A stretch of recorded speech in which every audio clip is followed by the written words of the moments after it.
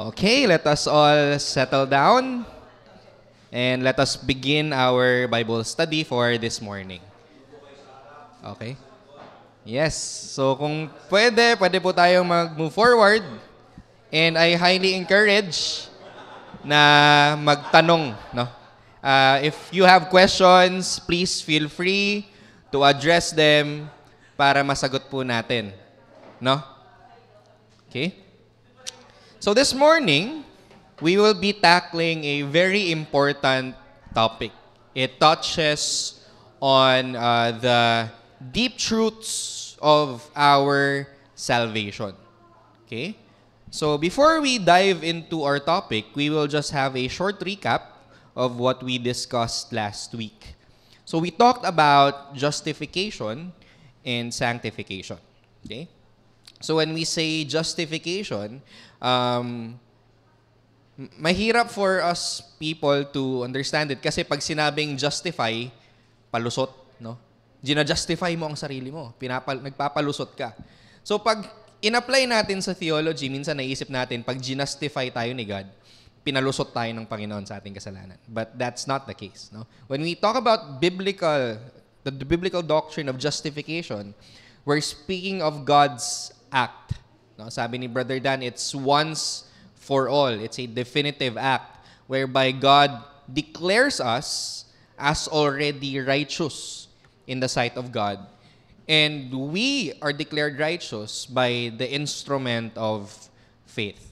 Okay? So when we say justified, God declares you as righteous even though you are not in and of yourself righteous. We are still sinners, yet in the sight of God, we are already declared righteous. That is why Martin Luther uses this phrase, simul justus et peccator, or sinner and saint at the same time. We are still sinners, but at the very same time, by virtue of the righteousness of Christ, we are already saints, perfectly righteous in God's sight. Now, when we talk about sanctification, this is the work of God whereby God makes us righteous in our living. Okay? So justification speaks of how God views us. And that is already righteous in Christ.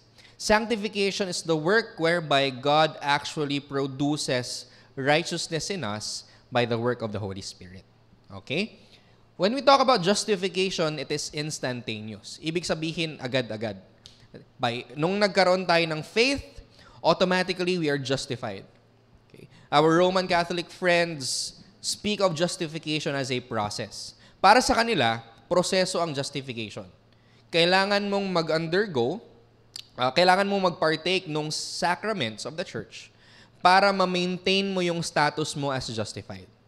So when you got baptized, for them, infant baptism is the washing away of original sin. So it takes you into the state of justification.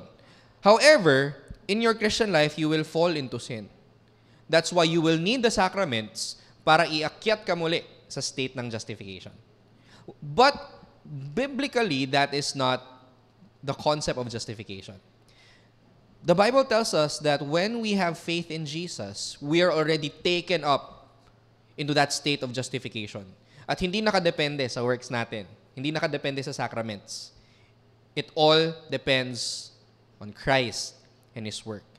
And also, God works in us righteousness. Yun yung sanctification, pagpapabanal.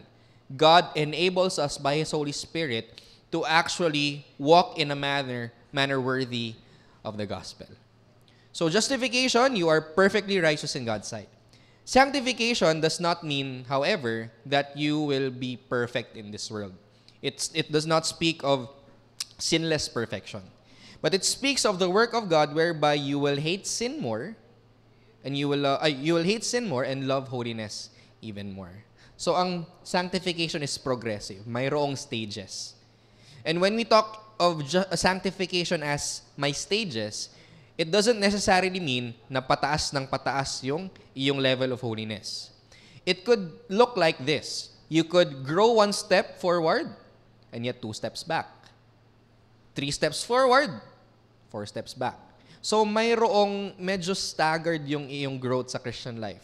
But what makes the Christian different from the unbeliever is not their moral perfection, but the repentance that the Holy Spirit produces in them so that they are enabled to obey once again.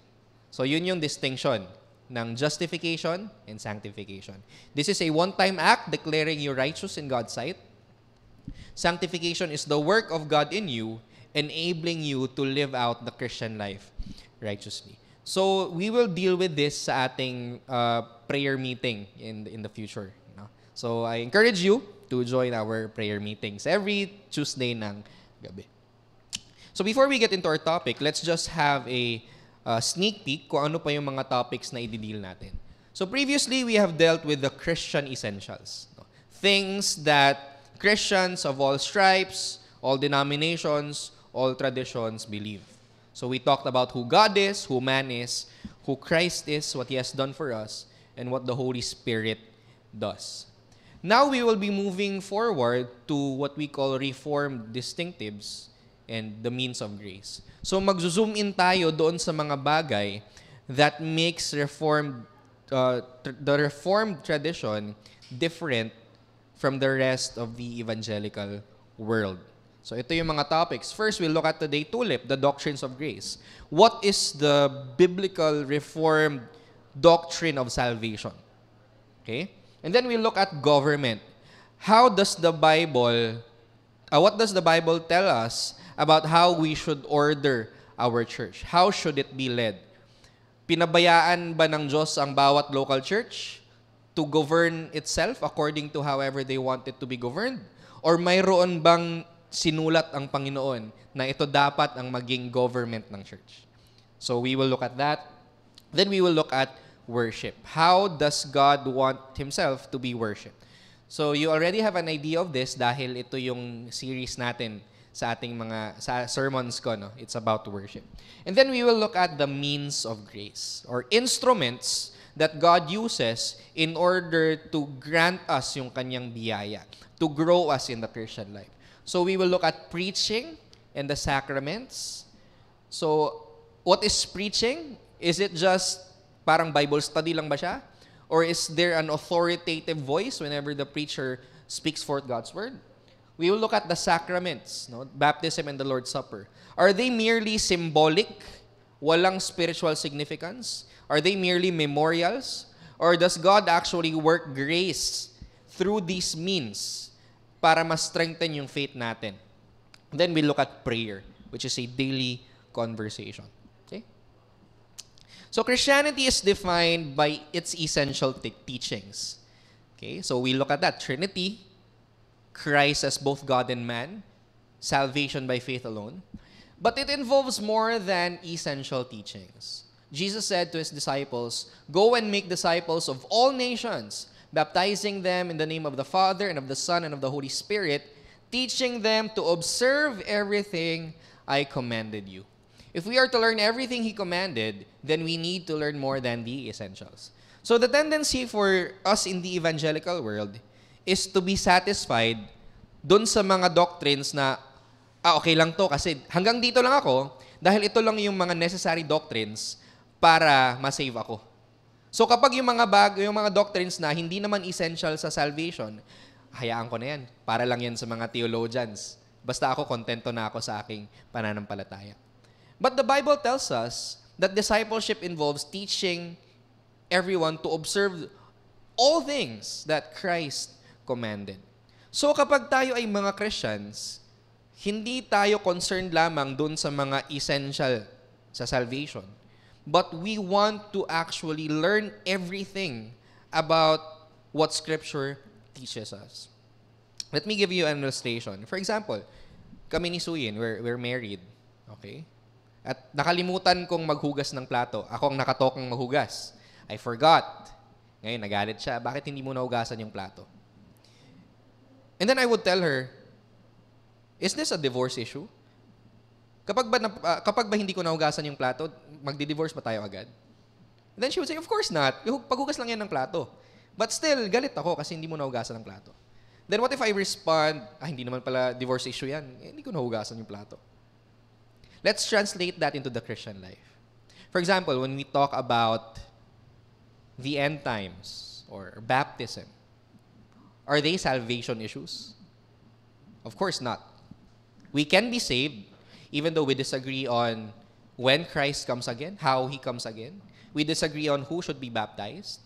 However, if we are really Christians who want to have a deep relationship with the Lord and wants to obey all things that He has commanded, dapat po tayong mag-aral to the point na alam natin kung saan tayo nagsastand sa mga bagay na yun.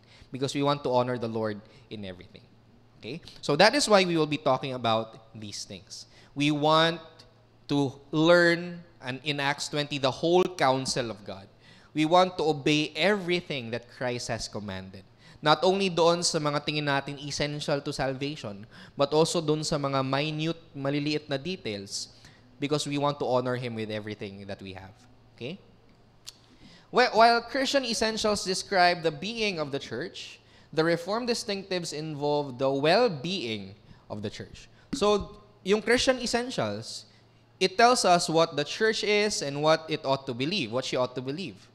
However, the Reformed distinctives teach us regarding the well-being of the church, about the health of the church. How would the church grow? How is the church protected by Christ? Okay? One can disagree with these teachings and still be a Christian. So when we discuss the Reformed distinctives, hindi natin sinasabi na kapag hindi nila in-embrace to, hindi na sila Christian. They're still brothers and sisters in the Lord. However, what we're saying is as believers, we want to honor the Lord with our minds, heart, soul, and strength by seeking the entirety of the Scriptures, looking at it, and believing everything that it says, and following everything that it commands, including yung mga bagay na pag-uusapan natin dito. So just a brief background, a brief historical background. Presbyterianism is the English-speaking branch of the Reformed tradition stemming from the Protestant Reformation. It has been exemplified by men like John Knox in Scotland, Charles Hodge in America, and especially the commissioners to the Westminster Assembly, which met in London at Westminster Abbey. This tradition seeks to reform the church more fully to the teachings of the Bible.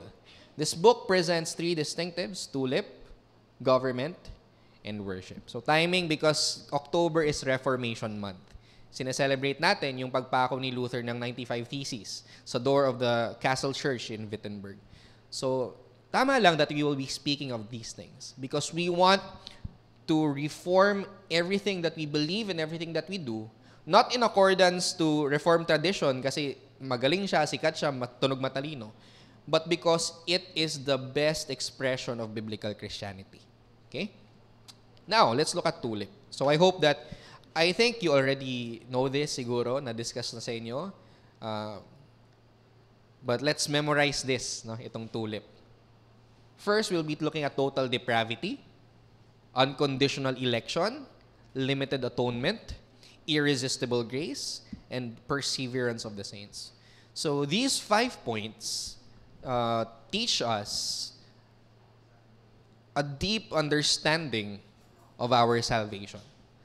Primarily, it tells us how God is sovereign, in control over our salvation. It teaches us that salvation is not dependent on any human exertion, human will, human work, but solely on God who shows mercy. So, yun. TULIP. Yan yung kanyang acronyms for easier memorization. So, if you want to learn deeper, mayroon akong books na nilagay dyan. I'm giving that to the church. And one of those books is entitled The 5 Points of Calvinism. Nandyan sa bookshelf. If paunahan na lang kayo, so kung sino mauna, you can read that and just pass it on to someone who wants to read it as well. Okay? Now, let's go back to history muna. Ano ba yung history ng debate na ito? So first, let's look at Pelagianism. It came from the man named Pelagius. And Pelagius taught that man is born without a sinful nature. So nagiging makasalanan lang ang tao the moment na siya ay nagkasala. Okay? So when babies are conceived, they're purely innocent. not born with a sin nature. Okay? And they only sin once they commit sin.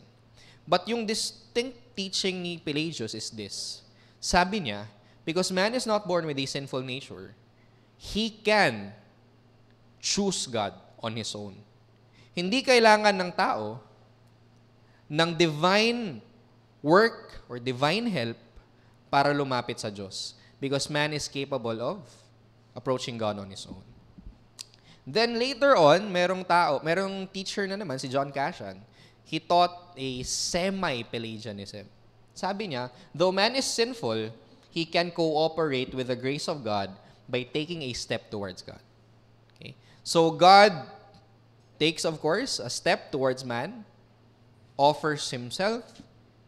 However, nakadepende pa rin sa tao kung magre-respond siya. So sa kaligtasan daw, it's 50% God and 50% man. Ganon yung kalakaran. God would offer himself. Man chooses to respond freely on his own power, using his own intellect, his own will, para mag-decide whether he accepts that grace or not. However, St. Augustine of Hippo looked back to the Apostle Paul, read his epistles, and upon scrutiny, he declares that both Pelagianism and semi-Pelagianism are wrong. Because Paul clearly teaches that man cannot save himself and he cannot take the initiative because he is sinful. Paul teaches that man can only be saved by the grace of God from start to finish. Even our faith does not belong to us. That is something that God gives to us. And it is God who sustains us throughout the Christian life until the day that He calls us home. Okay? And so, the theology of the Reformation, by default, is that God is sovereign in the salvation of man. And this was also nicknamed Calvinism. Okay? Even those who followed Luther also believe that when it comes to salvation, hindi po tayo ang may kapangyarihan na iligtas ang ating sarili. At wala po tayong kakayahan to take a step towards God. From start to finish, lahat po ng yan ay work ni God. So yun yung default na view ng Reformation. Kumbaga, kung tatanungin mo lahat ng mga Christians, Protestant Christians, this is what they believe. No? That God is sovereign over salvation. Pero, there's this Dutch professor in the Netherlands who taught a different view. Okay? And ito yung outline ng views niya. And then later on, nung namatay ang pangalan niya, by the way, si Jacob Arminius. And when Jacob Arminius died, his followers wrote down a document outlining his teachings and pinresent po nila ito sa church. So nung time po na yun, iisa lang po ang state church. Kumbaga mayroong iisang church lang ang lugar kung nasaan sila at ito ay sanctioned ng government. At walang ibang church ang pwedeng i-plant kapag hindi sanctioned ng government. So, wala pong tulad natin na independent churches. Lahat po yun ay state church. So, pinresent po nila itong remonstrance sa church with the purpose na ito ay ilatag at ito ay ma-distribute sa mga churches. Because this is what they thought was biblical teaching. So, ano ba yung mga tinuturo ng remonstrance? 1, God elects or reproves on the basis of foreseen faith or unbelief. So, yung pagpili ng Diyos sa tao para siya'y maligtas, ay nakadepende daw sa foreseen faith. Nakita daw ng Diyos kung sino yung maniniwala sa Kanya in the future, at dahil nakita niya ang kanilang pananampalataya, pinili niya ang mga ito para maging Kanyang mga anak. Number 2, Christ died for all men and for every man, although only believers are saved. Tinuro nila na si Kristo ay namatay para sa absolutely each and every person that has lived, is living, and will live. Number 3, man is so depraved that divine grace is necessary unto faith or any good deed. So they believed na walang kakayahan ng tao. Different sila from Pelagians and semi-Pelagians. Walang kakayahan ng tao na mag-respond. Ang difference ng mga Arminians is they believe is lahat ng tao sa buong mundo ay binigyan ng grace ni Lord para mag-respond. Okay? Nakadepende na lang yun sa tao kung i-resist niya ba yung grace na yun or hindi. Which is 4.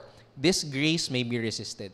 Mayroon tayong kakayahan because we have free will to resist itong tinatawag na prevenient grace. Yung grace na binigay ni Lord sa lahat ng tao para ma-enable tayo na manampalataya. Then 5th, whether all who are truly regenerate will certainly persevere in the faith is a point which needs further investigation. Ibig sabihin, pwedeng mawala ang kaligtasan. Okay? If a person does not persevere in the faith, nahulog sa kasalanan, denied the Lord, ibig sabihin, nawala ang kanyang kaligtasan. So, nakadepende sa perseverance ng tao sa faith, ang continuance niya sa state of salvation.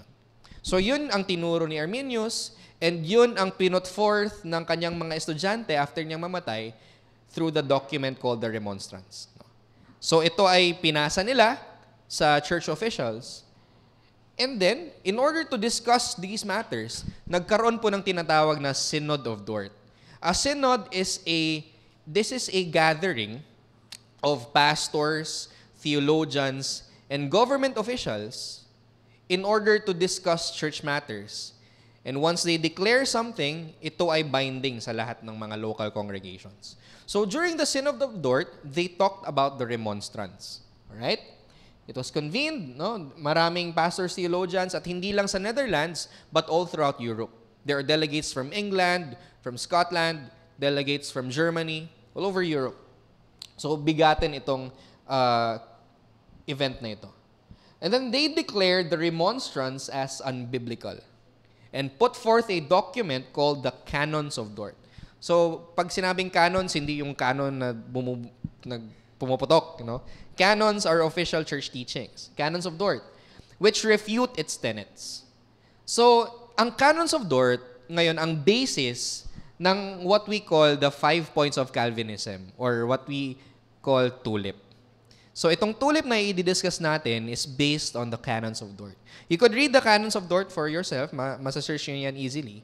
But now we will discuss the 5 points of Calvinism, which was written to refute yung teachings ng Arminianism or ng Remonstrance. Now let's look at, again, yung 5 na yun. First, let's start with total depravity. What is total depravity? It describes the totality of sin. So when we say total depravity, the Bible teaches na tayo pong lahat ay totally depraved. It means sin has infiltrated every faculty of our being. Our mind, our hearts, our will, our actions. Lahat ng yan ay tainted ng kasalanan. Genesis 6:5 tells us, every intention of the thoughts of man's heart was only evil continually. This was prior to the flood. No? God flooded the world because wala na sila, untethered na yung kanilang wickedness. Okay? But we also see that after the flood, God says, no, the intention of man's heart is evil from his youth. So, total depravity teaches that we are sinful by nature. Diba? Psalm 51, David said, in sin did my mother conceive me. We were born with a sinful nature. And because we are born with a sinful nature, tainted na ang buong pagkatao natin ng kasalanan. Now, total depravity does not mean that all humans are as bad as can be. Na sobrang wicked nating lahat, na wala na tayong, kumbaga, wala nang ceiling yung kasamaan natin. Hindi naman ganun. Because we see non-Christians still do good things. However, what total depravity teaches is kahit yung mga mabubuting ginagawa natin ay may bahid pa rin ng kasalanan. So, totally depraved. Not in a sense that we are as bad as can be, but in a sense na lahat ng ginagawa natin, iniisip natin at kagustuhan natin ay laging may bahid ng kasalanan. That's total depravity. And because our entire being is tainted by sin, it leads to total inability. Unable tayong lumapit sa Panginoon. Okay? Even though the gospel has already been freely declared to all nations, because we are sinful, we are unable to believe. Hindi natin kayang manampalataya sa Panginoon dahil tayo makasalanan at ang gusto natin ay kasalanan. So wala tayong tinatawag na free will para manampalataya sa Panginoon. Dahil kung may pipiliin man tayo, yun na yang magkasala. Romans 8:7, the mind that is set on the flesh is hostile to God, for it does not submit to God's law, indeed it cannot. Ang tinuturo ng salita ng Diyos is that we are totally unable na lumapit sa Diyos at sumunod sa kanyang mga utos. Bakit? Because we are fleshly. We are in the flesh. When we say flesh, we're talking about our sinful nature. At ang sinful nature natin ay hostile to God. Ibig sabihin, ang nature natin ay magrebelde laban sa Diyos at sa kanyang kalooban. 1 Corinthians 2:14, the natural person, a person who is in his sinful nature, does not accept the things of the Spirit of God, for they are folly to him, foolish, kalokohan. And he is not able to understand them because they are spiritually discerned. Ang mga katotohanan ng Scripture ay matututunan lamang ng isang tao if they are spiritually discerned. Ibig sabihin kapag may enablement ng banal na Espiritu. So again, on our own, we cannot come to God. We cannot believe in Him. Now, an objection is raised na kung alam naman pala ng Diyos na hindi natin kayang mag-respond, bakit pa siya nag-offer ng kaligtasan? Okay, bakit ganon? Now, this inability does not stem from what we call a natural inability. For example, it would be unfair for a teacher to demand a student to go to class kung kahapon lang nabangga siya ng truck at nakakoma siya. Right? So the student ay comatose, so the teacher cannot demand, hoy, pumasok ka pa rin ng eskwelahan. So yun ay natural inability. He has no way whatsoever to actually obey the teacher's dictates dahil baldado siya. That's not what we're talking about when we speak of total inability. Total inability is like this. Nagde-demand ang isang teacher na pumasok ang isang estudyante, but the student is unable dahil sa katigasan ng ulo niya. Okay? That is total inability.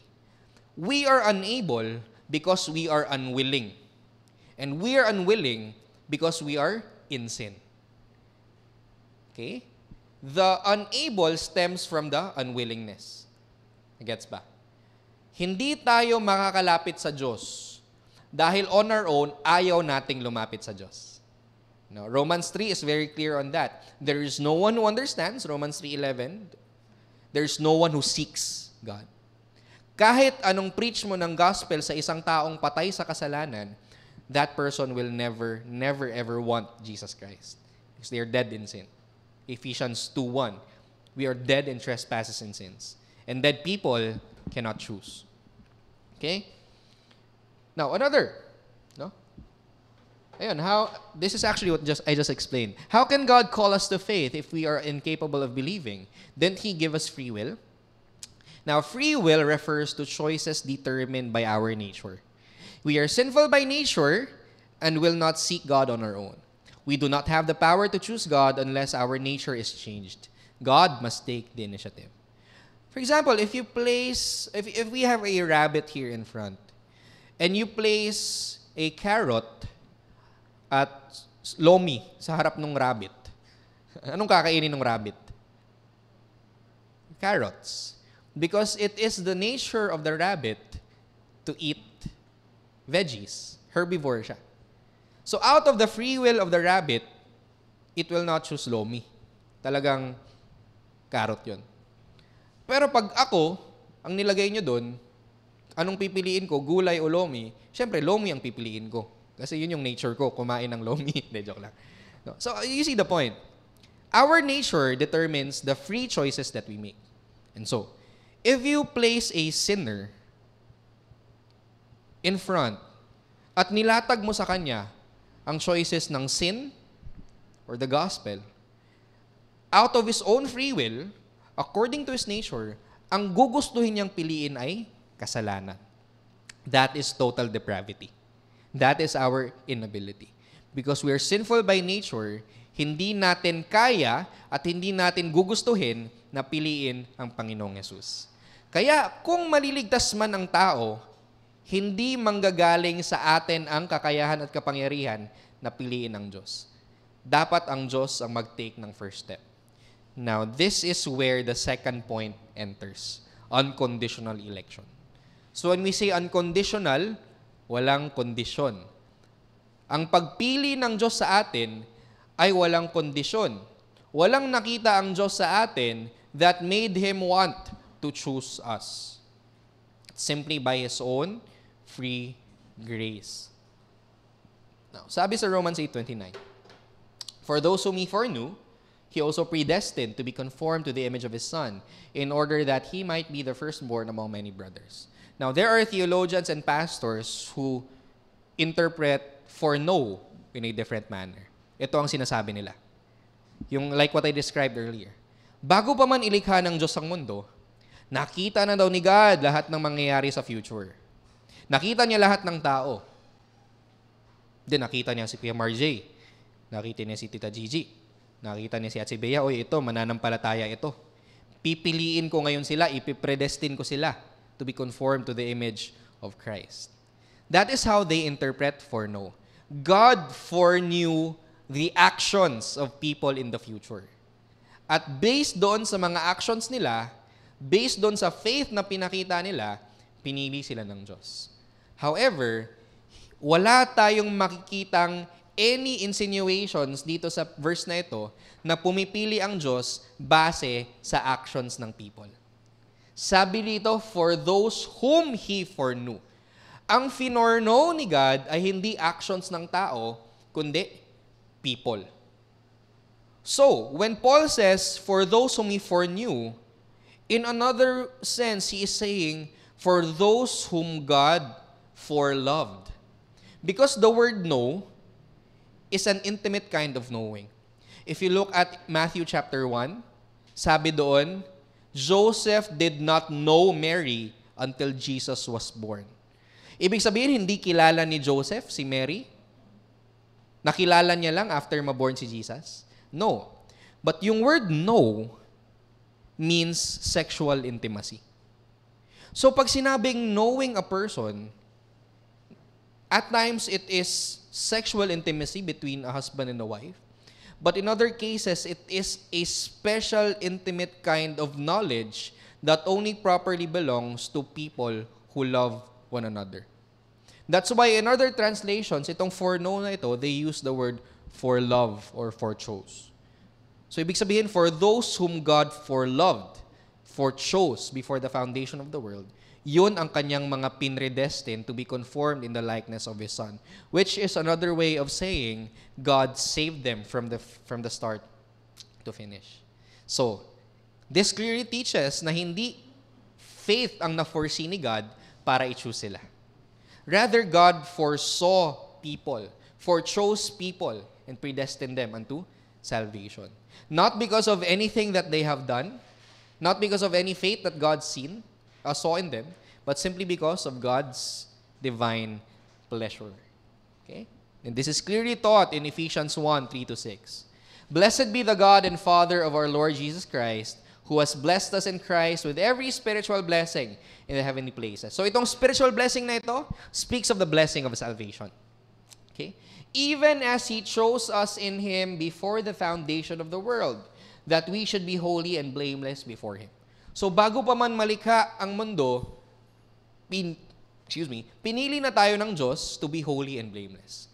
Which is another term again to speak of our salvation experience from its start to its finish, being holy and blameless. In love, He predestined us. To predestine means to mark out our destinies beforehand. Tinakda na ng Diyos kung ano ang magiging future natin. Okay? And that is to be saved. In love, He predestined us for adoption to Himself as sons through Jesus Christ. According to our works? According to what God saw in us? No. According to the purpose of His will, to the praise of His glorious grace, with which He has blessed us in the Beloved. So ang pagpili ng Diyos sa atin, ang pagpredestine niya sa atin para tayo maligtas, ay hindi nakadepende sa atin. Isi-save ko si Luigi kasi pogi. Hindi ganun. No?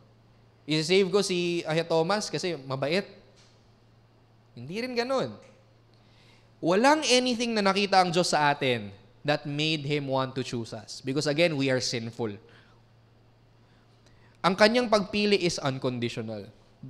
Only according to the purpose of His will. His wisdom, His grace. Not anything in us, not anything that we have done.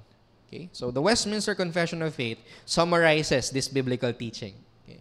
Sabi doon, by the decree of God, for the manifestation of His glory, some men and angels are predestinated unto everlasting life. So God actively chooses some para maligtas.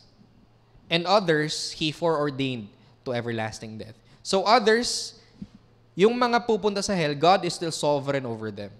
But what God does to them is He allows them to follow the dictates of their nature. Gusto niyong magrebelde? Gusto niyong magkasala? Okay, go ahead, be my guest. Follow whatever your heart's desire is. But that very same act of the sinner, God is still sovereign over that. But different sila. When God predestines, He is active. He chooses, He transforms. But when God foreordains a thing to happen, He does not make the person sin. Okay? But God simply allows them to do whatever their nature dictates them to do. For example, when we talk about pottery, we make clay hard by simply letting clay be clay. Hayaan mo lang ang clay dyan sa labas, titigas yan eventually. Ganon din, pagdating sa foreordination ng mga makasalanan towards hell. God lets them do their own thing until they go to hell. So God does not actively make them sin. That's wrong. God is not the author of sin. Man freely chooses to sin. But behind the scenes, it's God who also ordained that to happen. Not by sinning Himself, not by actively telling Adam, eat the fruit, no? But by allowing them to do whatever they want. Yet, sovereign pa rin si God over that. Okay? Clear ito sa Romans 9, no? Which is the first Bible study that I led here noong May 2023. We talked about Romans 9.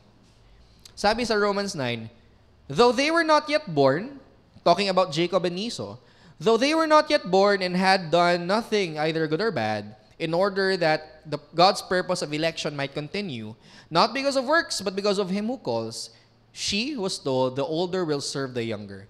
As it is written, Jacob I loved, but Esau I hated. So si Jacob and Esau, mayroon ng destiny na nakatakda para sa kanila. Even before they were born and before they had done anything good or bad. Now, maraming pastors and theologians who would say, itong election dito, it's not about salvation. It's about service. But if you read the previous verses sa Romans 9, Paul clearly alludes to salvation. Bakit sasabihin ni Paul na willing siyang ma-cut off at ma-curse for the sake of his brethren if hindi salvation yung kanyang tinutukoy? Because the words accurse and cut off are salvation terms. Sabi ni Paul, willing akong ma-cut off at ma-curse for the sake of the salvation of my people. So this clearly talks about salvation. Not merely choosing for service, but choosing unto salvation. Ang daladalang promise ni Jacob is not a promise to serve, but he carried the salvation promise. Okay, that's very clear. So, ang pagpili po ng Diyos ay hindi nakabase sa anything na ginawa ni Jacob or ni Esau. Bago pa sila pinanganak, sinabi na ng Diyos, si Jacob ang mag-i-inherit ng promise. And the younger Esau will serve the older one. Then another passage tells us, Jacob I loved, but Esau I hated. This is the reason why Jacob received the covenant promise rather than Esau. God's sovereign pleasure. Bago pa sila pinanganak, God already preferred Jacob rather than Esau. Was it because Jacob was a better person? Hindi. Jacob was a swindler. He was a cheater. Pero siya ang ginamit ng Diyos in order to bear the covenant promises. Bakit? Because it's God's prerogative to choose whomever He wants to choose.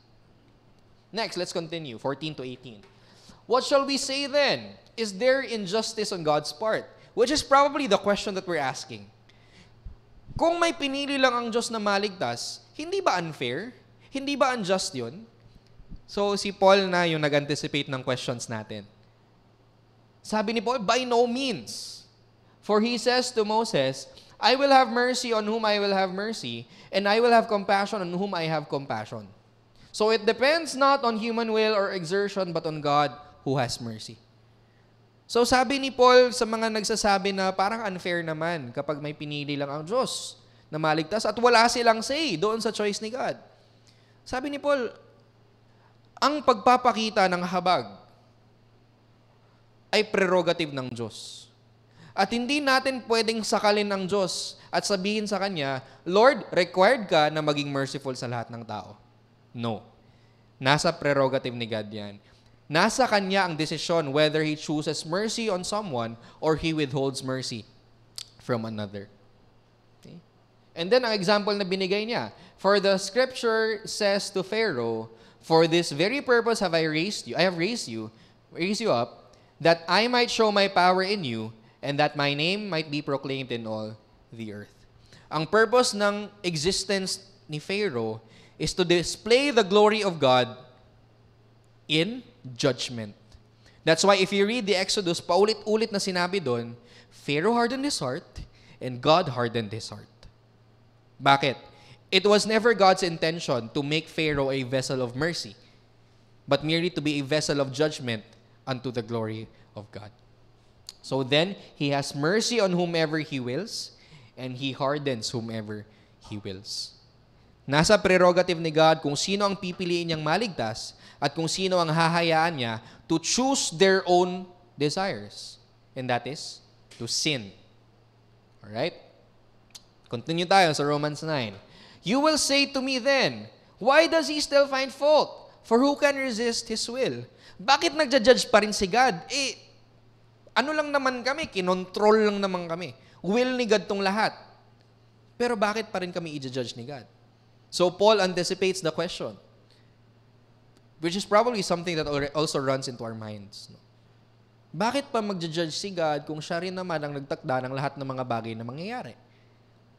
Paul already answers us. How? Simple lang. Sino ka? Who are you, O man, to answer back to God? Will what is molded say to its molder, why have you made me like this?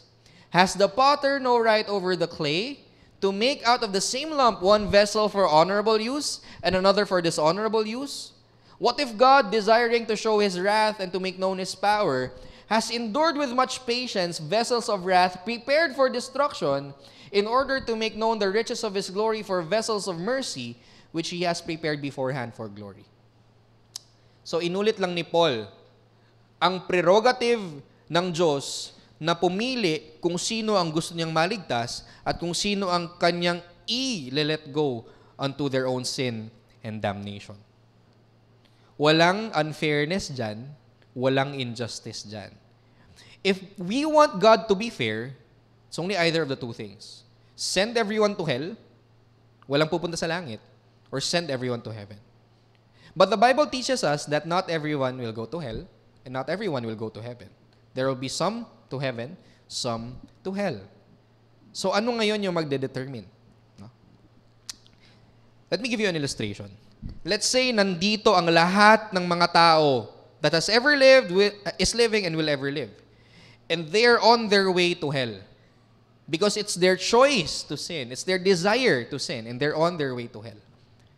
Now, because God is a merciful God, He chooses some people and turns them so that they will walk the path of faith. The rest, He leaves them over to their own sinfulness, their own desires. They go to hell because they want to rebel. And to some, He chooses them and shows them mercy. Now, is there unfairness in that? No. Those people who love their sin and who will go to hell, they receive God's justice. While the other group of people receive non-justice. which is His mercy. So for some people, God wills to display His justice to them, while for some, He displays His mercy. This is who our God is. In the Old Testament, He has displayed that already. Diba? He chose Israel among all people. And He even sent Israel on a conquest to kill tribes, groups of people, in order to conquer the promised land. Diba? So bakit ngayon magkakaproblema tayo in thinking that God chooses only a select people and orders others' judgment kung ganun naman talaga si God in the first place? That's who God is. He has the prerogative to choose whom He wants to save and to display justice on whom He wants to display justice because He is God and everything that God does is good. All His acts, all His plans are wise and good and therefore are not to be questioned. Hindi si God yung nasa trial at tayo yung magbabato ng tanong sa Kanya, Lord, bakit ganito ang plano mo? Bakit hindi mo pinili lahat? Wala tayong karapatan. We simply have to open the scriptures and whatever God has said in His word, we simply receive. And this is the plan of God's salvation, which we must humbly receive and give Him glory for all of those things. No? Okay. So what benefit can we have in the doctrine of unconditional election? Number one, it destroys the myth of human autonomy. Inaalis nito ang lahat ng source of pride sa atin. Dahil wala talaga tayong kayang gawin para maligtas. At walang nakita ang Diyos sa atin para magustuhan niya tayo, para iligtas niya tayo. It's really God's sovereign pleasure. And number two, it provides security for God's people. Sabi ni Gerhardus Voss, we can be assured that God would never stop loving us because He never began. Hindi nagsimula ang pagmamahal ng Diyos sa atin because He is not bound by time. And Scripture tells us that God chose us from before the foundation of the world. So para sa atin na nananampalataya kay Kristo, we can be assured na hindi titigil ang pagmamahal ng Diyos sa atin. Bakit? Dahil ang Kanyang pagmamahal ay literal na everlasting from before the foundation of the world. If He chose us to be in Christ from before the foundation of the world, why would we think that He would ever stop from loving us? Okay? So yun. God chooses not because of anything that He saw in us, but simply because of His sovereign good pleasure. Now, let's look at limited atonement. So again, when we speak of the atonement, we're talking about the death of Christ and how He died in the place of sinners. Now, when we say limited, we're talking about the design of the atonement. The death of Jesus Christ was designed to atone not for the sins of all humanity, but for the sins of those whom the Father has chosen. Let's look at some verses. Okay? It teaches that the Son only redeems the people whom the Father has chosen. Okay? John 6:37, sabi ni Jesus, all that the Father gives me will come to me. And whoever comes to me, I will never cast out. So sabi ni Jesus, there are people na binigay ng Father sa Kanya. At ang Kanyang mission is to ensure that these people are redeemed. Okay? And so, when we look at every verse sa Bible that speaks of the death of Christ, what we believe is yung death ni Jesus ay para lamang doon sa mga binigay ng Ama sa Kanya at hindi para sa lahat ng tao sa buong mundo. Okay? So yun. This verse is clear na mayroong distinct people that Jesus had in mind at ito yung mga tao na Kanyang tutubusin through His life, death, and resurrection. Okay? That's John 6:37. Now, clear din dito, John chapter 10. Sabi ni Jesus, I am the good shepherd. I know my own, and my own know me. Just as the Father knows me, and I know the Father. And I lay down my life for the sheep. So, Jesus is the good shepherd. Siya yung fulfillment ng shepherd imagery ng Old Testament. And He came into the world in order to gather those sheep whom the Father has given to Him, and He will lay down His life for the sheep. So mayroong, again, distinct mission si Jesus as shepherd, and that is to gather the sheep that the Father has given to Him. Now, paano natin malalaman, Pastor, na hindi lahat ay sheep at hindi lahat, therefore, ay recipient ng pag-lay down ni Jesus ng kanyang life? John 10:25-27, sabi ni Jesus, I told you, and you do not believe. The works that I do, He's talking to the Jews, by the way, the works that I do in my Father's name bear witness about me. Anong sabi ni Jesus? But you do not believe because you are not among my sheep. Okay? Kaya hindi kayo nananampalataya kasi hindi kayo kasama dun sa sheep na ipinunta ko dito sa mundo. So baliktad, no? Akala natin, kaya hindi ka sheep kasi hindi ka nananampalataya. Baliktad pala. Hindi ka nananampalataya kasi hindi ka sheep. Sheep lamang ang mananampalataya. Sheep lamang ang siyang makakakilala sa boses ng kanyang pastol. And so kung mayroon palang specific sheep, according to these verses, ibig sabihin yung recipient ng pag-lay down ng life ni Jesus ay para lamang sa kanyang mga tupa at hindi para sa lahat ng tao. Okay? So this is very siguro difficult to absorb para sa ating evangelicals because it has always been taught to us na si Jesus ay namatay para sa lahat ng tao. Pero pag inaral pala natin ang Bible and we look at the history of the church, hindi pala ito ang case. Okay? The Bible has always taught pala that the atonement of Jesus was only designed to save those whom the Father has chosen. Here in John 17, Jesus prays as the high priest, the one who mediates between God and man. How does He pray? I am praying for them. I am not praying for the world, but for those whom you have given me, for they are yours.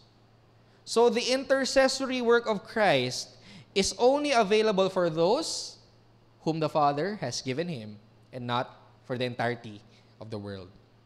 Okay? So clear yan. The mediatorial work of Christ, His atoning sacrifice, is designed to be effective not for all the people in the whole world, but only for those whom the Father has given to Him. Okay? Now, ito na yung tanong. How about those verses which seem to teach of God's universal love and Christ's universal atonement? Sabi, lagi ko itong naririnig pag may mga nakakausap ako. John 3:16, for God so loved the world that He gave His only begotten Son, that whosoever believeth in Him should not perish but have everlasting life. Therefore, mali ang tulip. Kasi sabi dito, love ni God ang world at whosoever believes. Isa pa, 1 John 2:2, He is the propitiation, the wrath-ending sacrifice, the atoning sacrifice for our sins. And sabi ni John, not for ours only, but also for the sins of the whole world. So para daw sa mundo ang atonement ni Christ, hindi lang sa atin. How do we explain this? The Bible sometimes uses words like world or all people in a restricted sense. So pag sinabing world, hindi automatic ibig sabihin all people at all times in all places or each and every person in the world. For example, Luke tells us a decree went out from Caesar Augustus that all the world should be registered. So sabi ni Augustus, lahat ng world, magkakaroon ng census, whole world, tax. Umabot ba ito ng China? Hindi. Umabot ba ito ng Paleo Philippines? Hindi rin. So ano ibig sabihin ng world dito? From reading history, we know that Augustus didn't rule every nation and continent. Only the Roman world could receive his census. So pag sinabing world, hindi laging the entirety of the world. Pwedeng in a restricted sense siya. Like for this, what does world mean? It means the whole of the Roman world. Now, balik muna tayo dito. Now, when John 3 tells us that God so loved the world, does He mean each and every person in the world? No. But when John uses the word world, he's speaking, ang pagmamahal ng Diyos, Nicodemus, he's speaking to Nicodemus here, ay hindi lamang para sa bansang Israel. Ngunit sakop ng pagmamahal ng Diyos ang lahat ng ethnicities and nations. It doesn't mean each and every person, but it simply means that God's love is not restricted to a particular people group. Okay? Pero hindi ibig sabihin, lahat na ngayon ng individual sa mundo. Okay? Ganon din yung sense dito. He is the propitiation for our sins. Believers. Jews. But not for ours only, but also for the sins of the whole world. Hindi lang sa ethnic Israel, hindi lamang doon sa mga nations na kinabibilangan nyo ngayon, but this actually encompasses all people groups in the world. But it does not mean that the atonement of Jesus is designed to actually save each and every person. It simply speaks of the scope wherein all the elect are. Hindi lamang sa mga Hudyo, hindi lamang sa Israel, kundi all nations in the world, all people groups, all tribes. Okay? So again, the word world does not always mean each and every person, but in a restricted sense. Okay? Likewise, John adopted this principle when he recorded Jesus saying, "And I, when I am lifted up from the earth, will draw all people to myself." So sabi ni Jesus, kapag ako ay na-lift up, I will draw all people to myself. Question, lahat ba ng tao ngayon ay lumalapit sa Panginoong Yesus? And the answer is no. So ibig sabihin ba nag-fail si Jesus dito? Hindi rin. Because when he says that all people will come to him, he's not speaking of each and every person ever in the world. He's speaking again of not only Jews, but also Gentiles. Dapat nating basahin yung mga passages na yan in context. Ano ba yung context nun? Ang idea ng mga Hudyo is sila lamang yung chosen people ni God at sila lamang ang maliligtas. Okay? Sa amin lang yung covenant, sa amin lang yung law, kami lang ang chosen people ni God, kami lang ang maliligtas. So whenever the Bible uses the terms all, whosoever, world, it doesn't mean each and every person in the world, but it means hindi lamang sa mga Hudyo ang chosen people ni God. They are also found in all nations, in the Gentiles. Okay? Now, when the Bible talks about the atonement of Jesus, it teaches us that Jesus' death did not only make salvation a possibility, rather, Jesus' death actually saved those whom He intended to save. That is, those whom the Father has given Him. Madalas kasi pag atonement ni Jesus ang pinag-uusapan, ang iniisip natin is binuksan lang ni Jesus yung door towards salvation. At bahala na kayo kung sino yung gustong maligtas. It makes salvation a possibility, but hindi actual yung kaligtasan. Like there's this line from a hymn, "And open the life gate that all may go in." Which is a line that I don't agree with that hymn. Sa "To God be the glory." Jesus didn't just make salvation possible. The death of Jesus didn't just make salvation possible for everyone. Whenever you read verses about the atoning work of Jesus, laging actual yung salvation na pinag-uusapan. Matthew 1:21, "And she will bear a son, and you shall call his name Jesus, for he will save his people from their sins." So, ang design ng atonement is not, sige, mamamatay ako sa kasalanan ng lahat, bahala na kayo kung tatanggap kayo. Hindi. The atonement of Jesus was designed to actually save those whom He intended to save. The death of Jesus effectively saves people. John 6:39, "And this is the will of Him who sent me, that I should lose nothing of all that He has given me, but raise it up on the last day." So ang mission ng Panginoong Yesus is walang mawawala sa lahat ng binigay sa Kanya ng Ama. And how does He accomplish that? By actually saving them from their sins by dying on the cross to pay for their sins. He did not just make salvation possible for all, but His death actually saved those whom it intended to save. Hindi niya lang inopen ang door. Okay. Ayan. The Bible limits the scope of Christ's death, but not its efficacy. Example, let's say Christ died for all people, but nakadepende sa tao kung mananampalataya sa Kanya. What if walang nanampalataya kay Jesus? Sayang yung kanyang atonement. At wala talagang kapangyarihan yung kanyang death na makapagligtas. Bakit? Kasi nakadepende pa rin sa tao yung choice to be saved. However, the Bible teaches us that the death of Jesus actually saved. Hindi lang nagbaba ng rope si Jesus. Sige, bahala ka na. Namatay na ako para sa kasalanan mo. Tanggapin mo ang kaligtasan. Hindi ganon. What Jesus actually does is through His death, He pulls up those whom the Father has given Him and grants them eternal life. Grants them faith. Okay? Again, Christ's death did not make salvation only possible, but actual. So limited ang scope ng death ni Jesus. Hindi para sa lahat, but we don't limit its efficacy.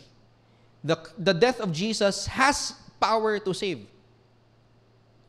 It really will save those whom it intended to save.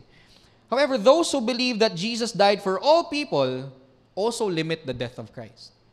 Those who disagree with Tulip say, nililimitahan nyo ang kapangyarihan ng Panginoong Yesus na magligtas. You also limit the death of Jesus. How so? They do not limit the scope of the death of Christ. For them, Christ died for all people, but they limit the power of the death of Christ. It can save everyone, but it does not actually save anyone. Bakit? Nakadepende pa rin sa choice ng tao kung siya ay mananampalataya sa Panginoon. Though they do not believe this, they unknowingly leave the power to man to make Christ's death powerful to save. Okay? So limited atonement teaches that the death of Christ is limited in its scope but powerful in its efficacy. It will actually save those whom it intended to save. At sino yon? Those whom the Father has unconditionally elected unto salvation. So makikita natin dito yung work ng Father and Son in salvation. The Father chose, the Son dies for them. The next, irresistible grace. Second to the last. Pag sinabing irresistible, hindi natin matatanggihan. Okay? So ang misconception natin dito is, so ibig sabihin, God drags people unto heaven kahit na ayaw nilang maligtas. That's not what irresistible grace is. Think of irresistible as para siyang commercial ng chocolate. Kapag nakakita ka ng napakasarap na chocolate, it is irresistible for you. Hindi dahil pinipilit ka, ayoko kainin yung chocolate, kainin mo kasi irresistible yan. Hindi ganon. But the simple fact that that chocolate is so delicious and so sweet makes it irresistible for you. Ganon din po ang irresistible grace. Although you are a sinner and you hate God and you rebel against Him, God opens your heart, opens your mind, so that when you see the gospel, it becomes so beautiful to you na hindi mo na siya kayang tanggihan. Ganon yung irresistible grace.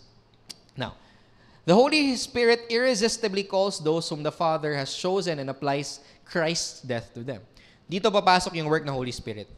The Father chooses, the Son dies for them, and then the Holy Spirit applies the death of Christ to them by granting them faith unto Christ. Okay?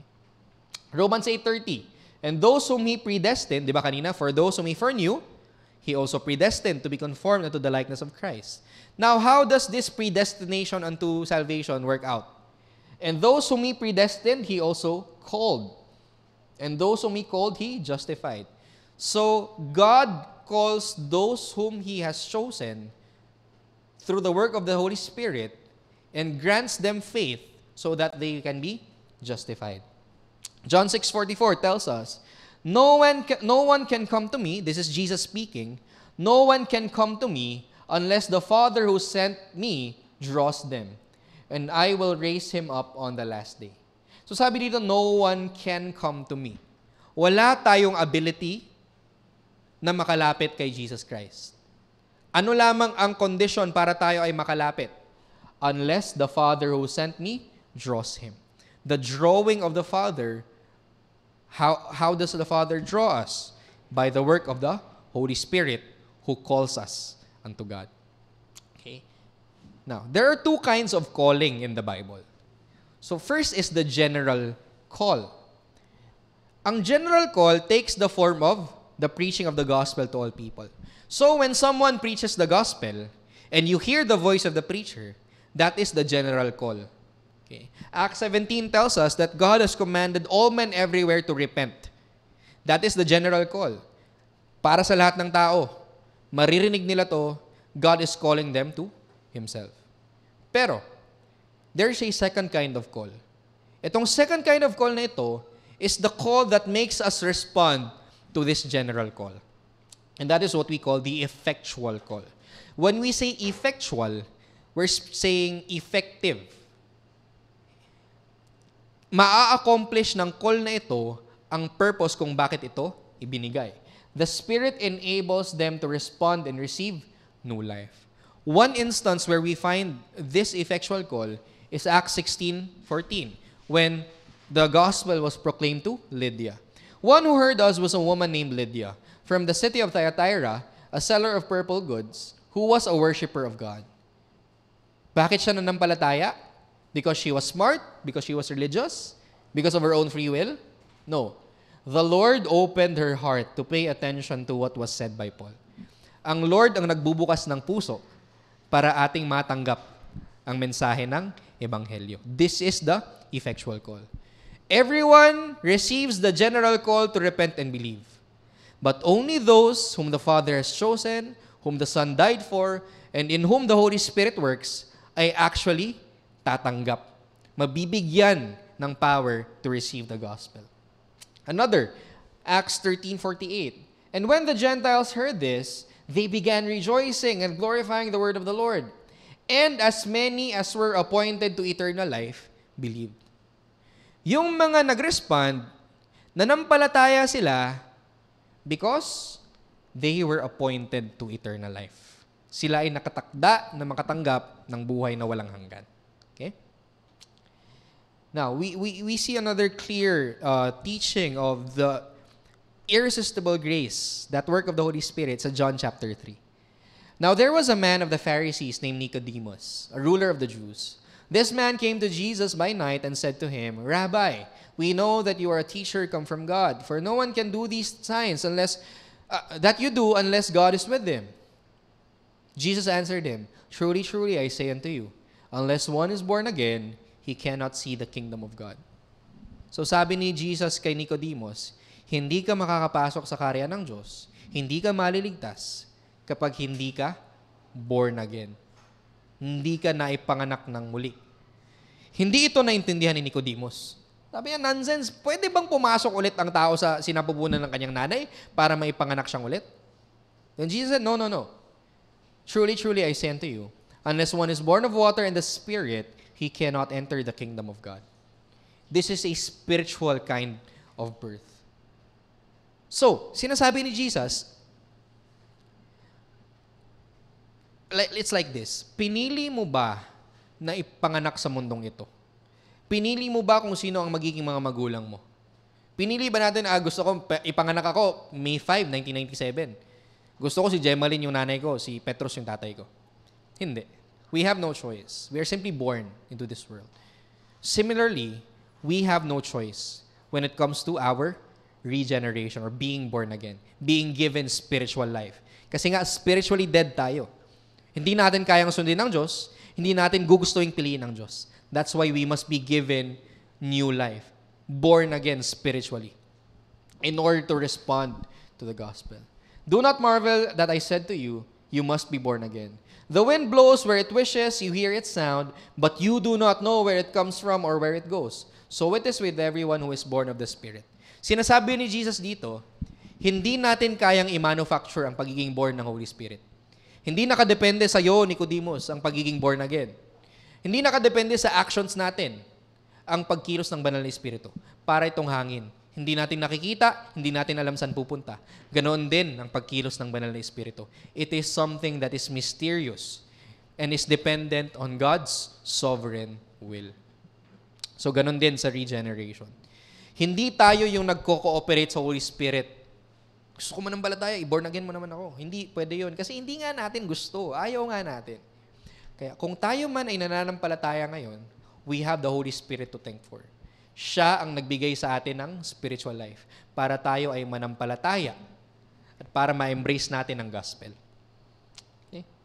Now, last, the perseverance of the saints. Okay.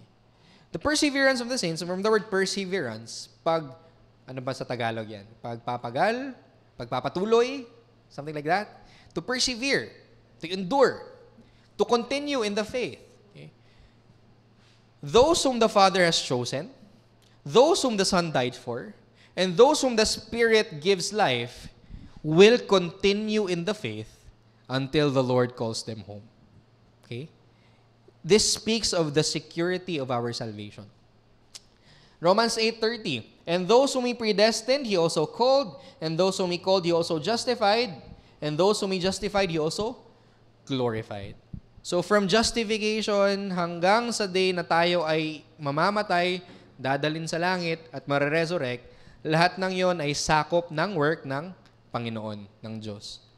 Philippians 1:6, and I am sure of this, that He who began a good work in you, who gave you faith, who saved you, will bring it to completion at the day of Jesus Christ, hanggang sa bumalik ang Panginoon. Tatapusin ng Diyos ang kanyang pagkilos sa buhay mo. It means, ang nagsusustain ng ating Christian life ay hindi pa rin ang ating mga sarili. Not our works. It's still the grace of God that enables us to continue and persevere in the faith. Hindi natin hawak ang ating kaligtasan, hindi natin hawak ang ating pagpapatuloy.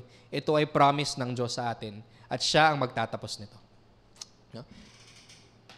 Paano ngayon itong passage na ito sa Hebrews 6? It speaks of a person who actually experienced the blessings of being in covenant with God, yet fell away. Ibig sabihin ba nawawala ang kaligtasan? Hebrews 6:4-6. For it is impossible in the case of those who have once been enlightened, who have tasted the heavenly gift, and have shared in the Holy Spirit, and have tasted the goodness of the Word of God and the powers of the age to come, and then have fallen away, to restore them again to repentance, since they are crucifying once again the Son of God to their own harm and holding Him up to contempt. Hebrews tells us na mayroong mga tao na talagang, according to this passage, not my words, talagang naranasan ang blessings ng covenant ni God, naranasan, nalasap ang kaligtasan, yet they fell away from the faith. Ibig sabihin ba nawala ang kaligtasan nila? Posible bang mawala?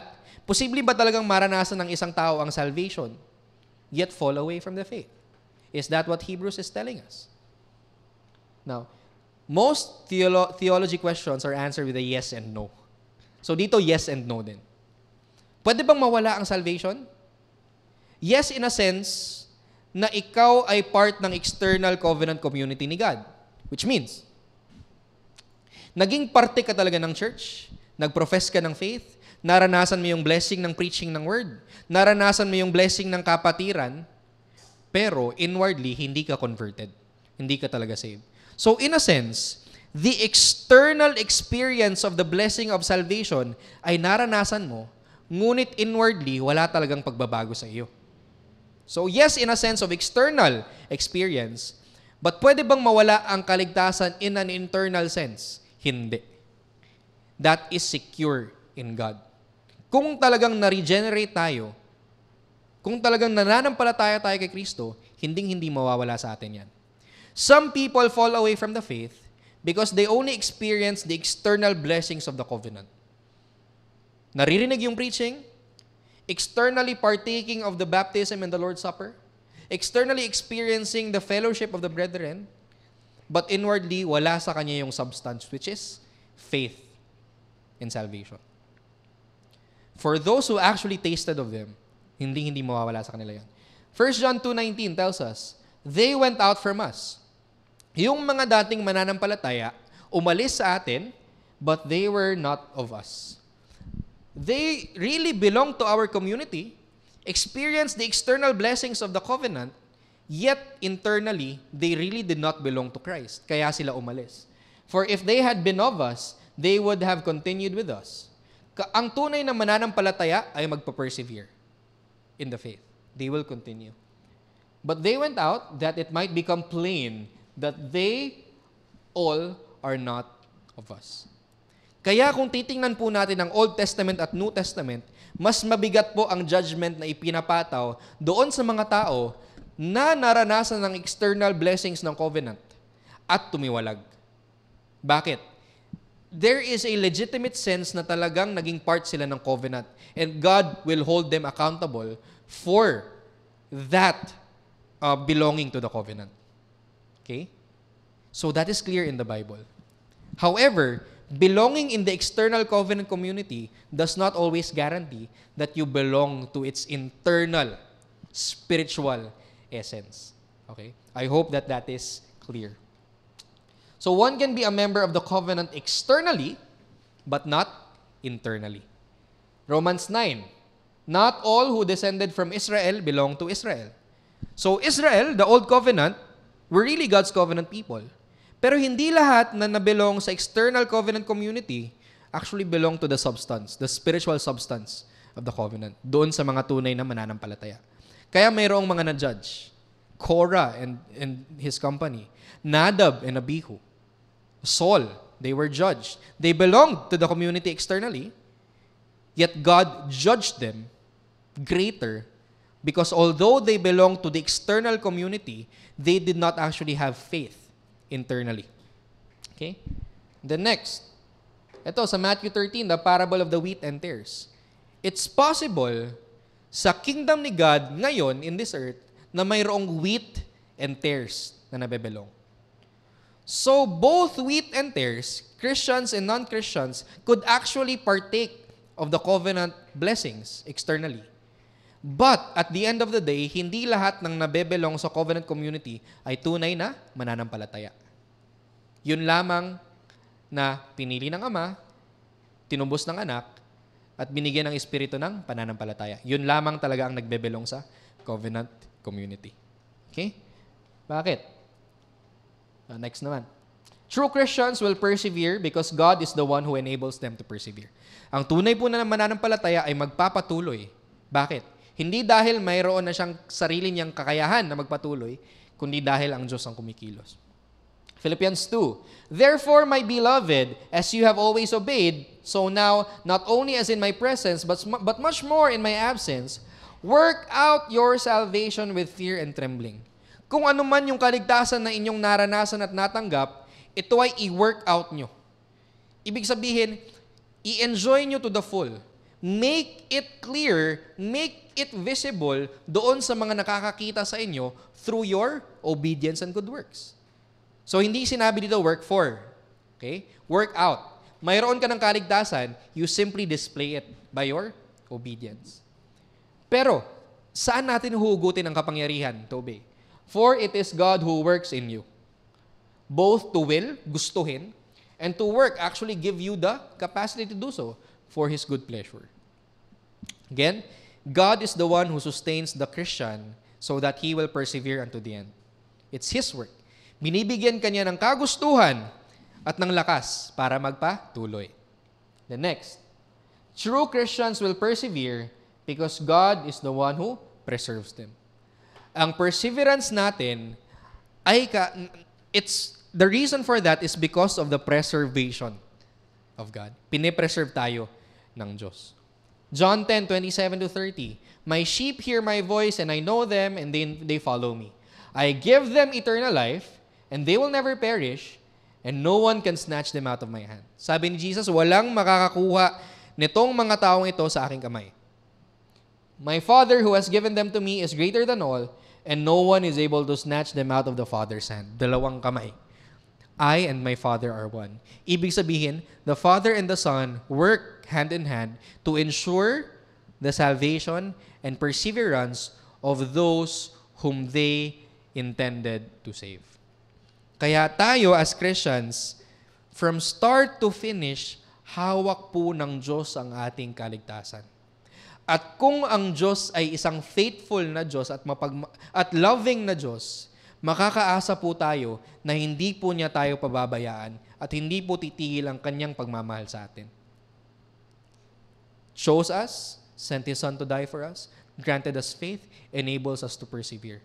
From start to finish, it's 100% the work of God. I first encountered this nung ako'y nasa 4th year high school. At first, hindi ko siya matanggap. Hindi ko talaga siya matanggap. So I spent months reading the Bible, highlighting every passage that is relevant to this topic. Hanggang ngayon, nandun pa sa Jensen yung Bible ko na yun, may mga patak pa ng luha. Kasi hindi ko talaga matanggap. Until such a point that the Lord just opened my eyes na hindi ko na pala kinakalaban, hindi pala human teaching ang kinakalaban ko. Bible na pala yung kinakalaban ko. So if I'm arguing against this, I'm actually arguing against God.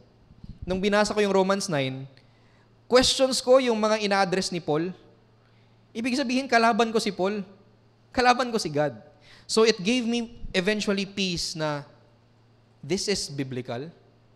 And I gained a greater appreciation para sa kaligtasan ko. Kasi hindi ako ang may hawak ng kaligtasan ko. Ang Diyos. At itong doctrine na ito ang nag-strengthen ng resolve ko na mag-enter ng full-time ministry. Before, bata pa lang ako, gusto ko talaga magpastor. Pero nag-wane siya, nawala. And then, nung nalaman ko ito, sabi ko, my life really belongs to the Lord from start to finish. And hindi ko kayang mabuhay, useless ang buhay ko, kapag hindi ko ito ibinigay for the purpose of preaching the gospel and of teaching the people the Word of God. I want them to know this. Hindi dahil napaka-intellectual niya, napakabago niya, but simply because I want people to appreciate the work of God in their lives, particularly sa kanilang salvation. So I know this is a lot to digest, no, for some of us. But I hope and pray that you will come a point in time wherein you will actually receive this, not as the teaching of man, but as the teaching of God's Word. And you will find comfort and assurance in the fact that God is sovereign over our salvation. Okay? Okay, hanggang dyan lang tayo. So any questions? Clarifications? Violent reactions? The floor is open for questions.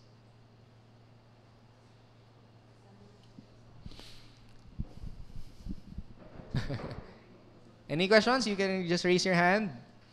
Meron ba tayong mic? Or, ayun, may ready pala si Ayatong. So, mayroon tayong mic.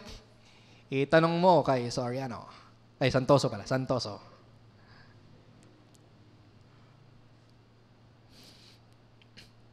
Sige, any questions? Please feel free to ask them.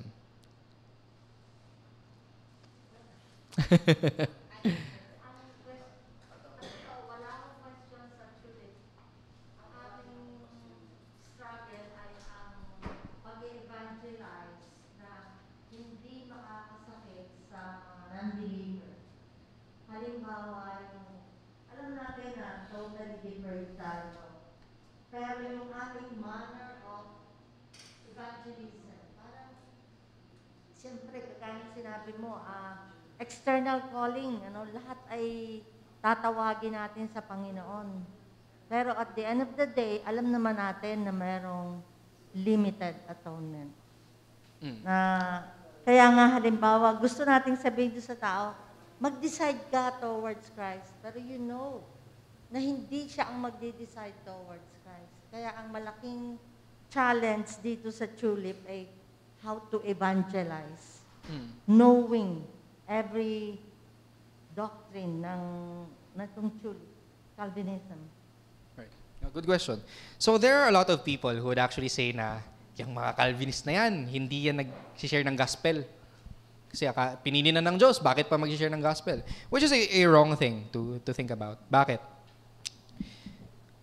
Charles Spurgeon said, no? Charles Spurgeon is a prince of preachers, and sa kanyang ministry, they really had what we call a soul-winning ministry. Intentionally going out to preach the gospel to people. But Spurgeon was a solid Calvinist. No? Sabi niya, hindi kasi natin alam kung sino ang elect. God never gave us a knowledge of who the elect is. The command that He has given to us is to proclaim the gospel to all creatures. Mark chapter 16. So, ganito. Ang task po ng church ay palaganap ang gospel. Okay? Because still, the command remains that God calls all men everywhere to repent. They still have to make a decision. And we must compel them to make that decision. We can only do so kasi alam natin that there is a Holy Spirit who will work in their hearts in order to make them actually decide to come to the Lord and be saved. So, hindi nawawala yung ating responsibility to evangelize. In fact, the doctrine of Calvinism is what should make us eager to evangelize. Kung titingnan po natin ang history ng mga missionaries and revivalists, they all embraced this doctrine. William Carey, Adoniram Judson, Hudson Taylor, Jonathan Edwards, these were men, David Brainerd, Robert Murray McCheyne, these were people who went out of their comfort zones to preach the gospel. Bakit? Dahil mayroon po silang assurance na kahit saan sila mapunta, there are people whom the Lord has chosen unto Himself, and they will surely respond to the message of the gospel.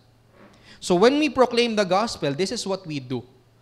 We talk to them about God, His glory, our sinfulness, the judgment that we deserve, and we go to them and we offer to them that God is merciful and He offers salvation through the death of His Son. We don't tell them God loves you, has a wonderful plan for your life, God died for your sins. We don't say that. However, we tell them, God died for sinners, and this death is offered to you. Repent and believe, and you will be saved. That is how the apostles evangelized. If titingnan natin sa Acts, wala silang sinabi na mahal ka ng Diyos, wala silang sinabi na namatay si Jesus para sa iyo. They simply went out and proclaimed the glory of God, the sinfulness of man, and the necessity of faith in the Lord Jesus Christ, who died for sinners in their stead.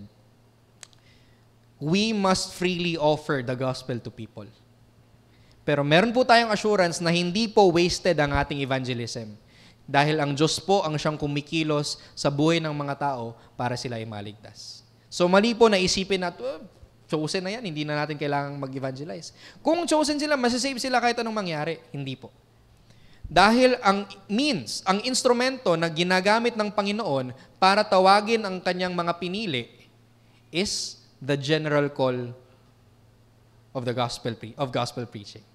Through that general call, God effectually calls the elect. Kailangan pa rin po tayong mag-evangelize. Yun po ang ginagamit ng Diyos para iligtas ang kanyang mga pinili. Okay? So, that's what true Calvinists believe. Yung mga iba na sinasabi na hindi na mag-evangelize kasi may pinili na, they misunderstand Scripture. That is a wrong thing to think about. Calvinism must make us eager evangelists and optimistic evangelists. Kung hindi ako naniniwala sa evangelism, I would not purchase those tracts that I have now. I won't want to share the gospel to other people. But no. Connected po ang pagpili ng Diyos at ang pag-preach natin ng gospel. Yun po ang means na ginagamit ng Panginoon para tawagin ang elect to Himself. So yun lang po yung comments ko dun sa connection ng sovereignty ni God sa salvation and evangelism. Okay. Anyone else po na may questions? Clarifications? Pastor, yun namang, di ba yung ginagawa natin sa Alangilan? Parang ang tagal na kasi nun. Magtatatlong taon na. Para bang may nakikita ba tayong result, bunga, parang ganon. Katulad din yung nauna pa rin yung sa amin sa Bible study namin dito sa aming bahay. Para bang, sabi ko, may result ba? Parang ganon. Opo. Yun. So, Kailan kaya? so from our perspective po, parang parang dapat na bang itigil? Ganon. Pag wala po tayong nakikita na parang pagbabago or what, parang meron ba talaga nangyayari? Si William Carey po, he was a missionary sa India. And I don't remember, but I think for 30 years po ng kanyang ministry, isa lamang po ang na-convert. Pero, nagbunga po ang kanyang work after niya mamatay. Doon na po dumami ang na-save, na-plant ang churches. So for us po, it might be na hindi po natin makita ang bunga right away ng mga ginagawa natin. But we remain faithful to the task because yun yung calling ni Lord to plant the seed. Siya na po bahala na magpag-grow. And actually po, the mere fact na patuloy po silang umattend is actually nakikita natin na mayroong bunga. Na yung nakakwento niyo po ng mga tao dati na akala natin hindi na-attend kasi na-offend. Na-touch yung kanilang traditions and religion. Pero continuous pa rin na umattend. So the mere fact po na patuloy po silang nandun, nakikinig po, excited makinig, hindi po natin pwedeng i-discount na hindi po kumikilos ang Diyos sa kanila. So, we will still continue preaching the gospel and leave the results up to God. Anyone else po who wants to ask questions? Sige po. Kasi nung in the middle of pagiging mananampalataya ko, may sumulpot na isang slogan, once saved, always saved. Sabi ko, anong connection yan dito sa Calvinism? Na, totoo naman. If you are called by God and redeemed by God, predestined by God, you are saved. Pero ginamit din ito sa worldly na evangelism. Yes. Na parang once they receive Christ into their hearts, at hindi sila sumusunod na sa mga susunod na mga command ni God, o kaya hindi ako masyado sa church, hindi ako masyado sa ganito, ayoko din sa prayer meeting, may mga ganyan na para bang may freedom ako dahil ako na may ligtas na eh. And I'm always saved hanggang sa katapusan. Hindi kaya yan false, ano nga yan? False assurance? False assurance. Yeah. Good question po. Maganda. Kung familiar po kayo dun sa OSAS na tinatawag, no? Once saved, always saved.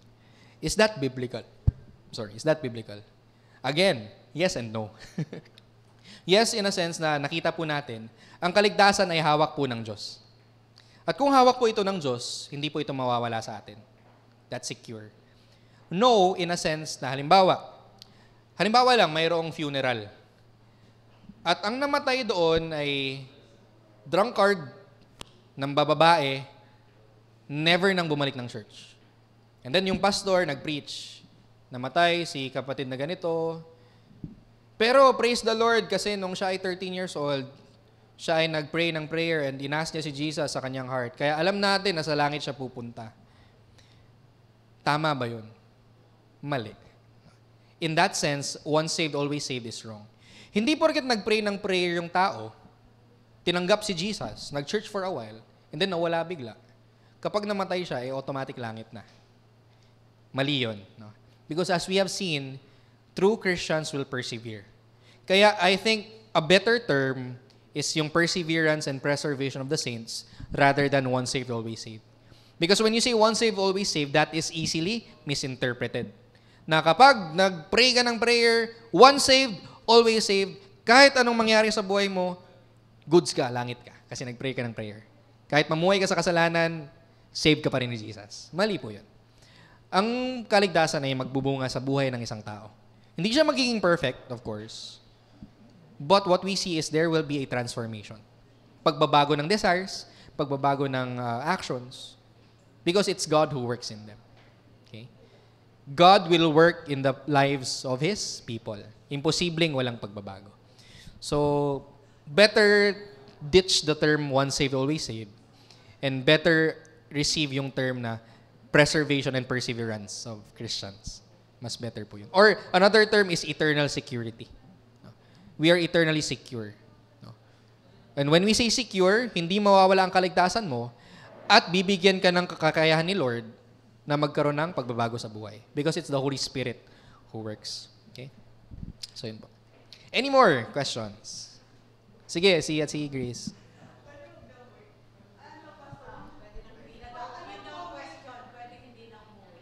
Hindi na.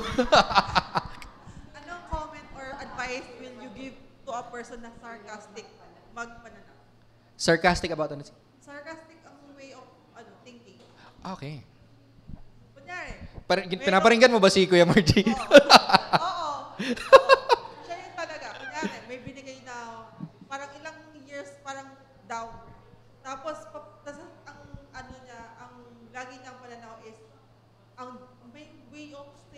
na ang Diyos na makapangyarihan, something gano'n.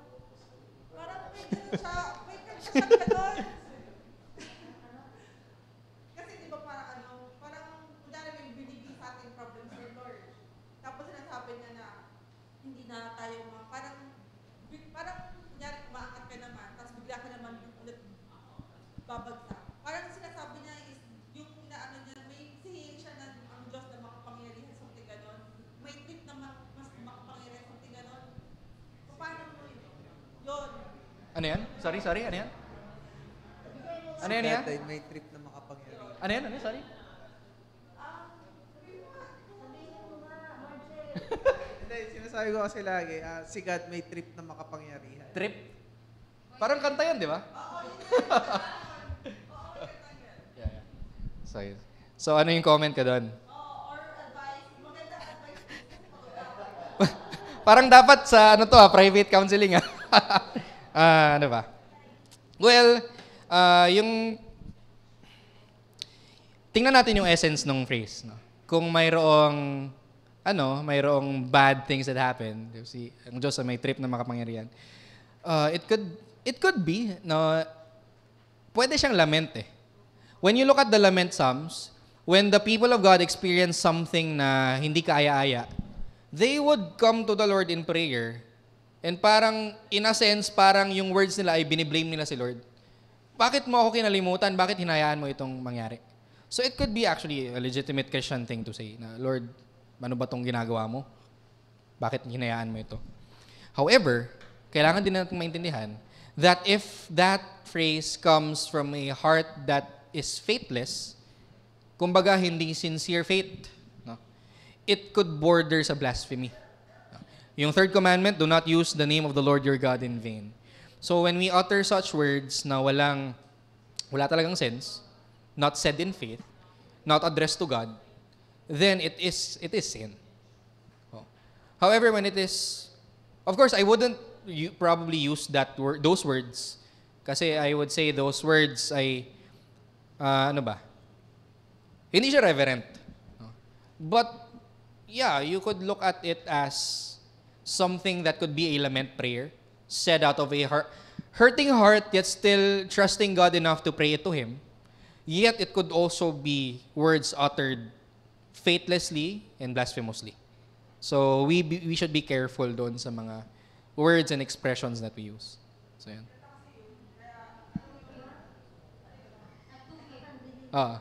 Tadhana'y mayroong trip na makapangyarihan. So yeah, ayan. Ito parang hindi kasali sa ating sulit ngayon. Aba. Parang, ibig ko sabihin, yung pag nagtuturo ka pa ng mga bata, dapat bang ikaw ay kumuha ng larawan ni Christ? Good question. Yung drawing ka ng mukha ni Christ? Good question po. So, I am an opponent of images of Christ. Ayoko nang may images ni Christ. Dahil, second commandment, the Lord calls us not to make any graven images and not to worship them. Now, some would say na for teaching purposes naman, para at least makita ng mga bata, mayroon silang illustration. But the problem is, tatatak sila. But the problem is, yung imahe na tatatak sa isip nila kapag babasahin nila ang Bible is a false image of Christ. Hindi na yun yung Jesus of the Bible. And when we talk about Jesus, He isn't just human. He is also divine. He is God. And the glory of Jesus Christ cannot be contained in a mere image. So by using images, we are misrepresenting the person, the humanity and deity of Christ. So, I know this is something new siguro or sa inyo. So, kaya hindi naman ako naging dogmatic agad na sunugin nyo yung mga hindi naman. So, it's something that we have to journey together, no? Na maintindihan ng fully.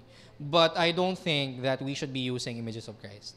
We could do something else para may larawan sa kanila kung sino si Jesus, but not by using images that depict His face. Like for example, mayroong mga children's books na sinulat si R.C. Sproul, you will never see the face of Jesus there. Makikita mo lang yung nasa donkey si Jesus, yung paa niya lang, mga ganun. And there's this book by Kevin DeYoung, I forget the title, The Biggest Story. So, story ng Bible from Genesis to Revelation. Never natin makikita yung face ni Jesus. So, we could actually have materials that help kids na matuto without having to use images of Jesus Christ. So, we must guard ourselves, again, di ba, from false worship. And very mabigat yung command ni God when it comes to idolatry. So, dapat po careful tayo. So, we should not depict any persons of the Trinity using images, pictures, gano'n. So, ewan ko kung mapapansin niyo po siguro na pag may material, hindi po ako tumitingin. At saka nung may nag-preach po dito na mayroong tawag dito? Puppets. Nakayuko din ako. So, not because I'm legalistic. No. I just want to honor the Lord in everything, kahit mga minute details. So, I hope that will be also something that we will journey together as a church. Kaya ako naitanong niya, dahil may nakuha ko dito, yung tracks na nakunang panampa. Pinakopya ko dun sa isang anak ng katulong namin dati. Makita ko yung kanyang drawing, talagang masasabi kong blasphemous.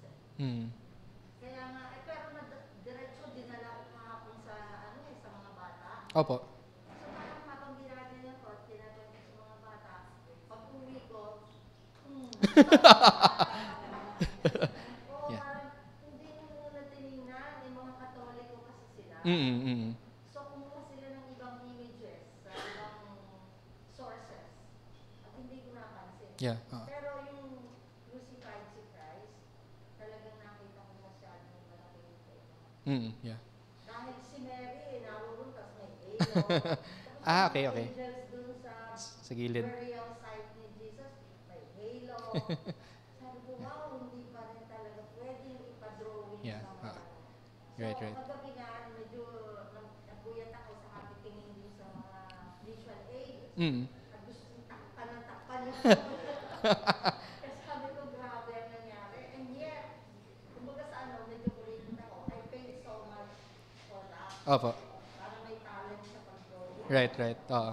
Pero naisip ko talagang ingat. Yeah. Ingat. Siguro dito ko nga kinuha yung ibang tracks eh. Siguro, Pastor, pwede siguro tayo kung magkikwento. Wala na lang, huwag na natin ipakita yung libro. Yes, opo. Kwento na lang. Oo. Or takpan natin.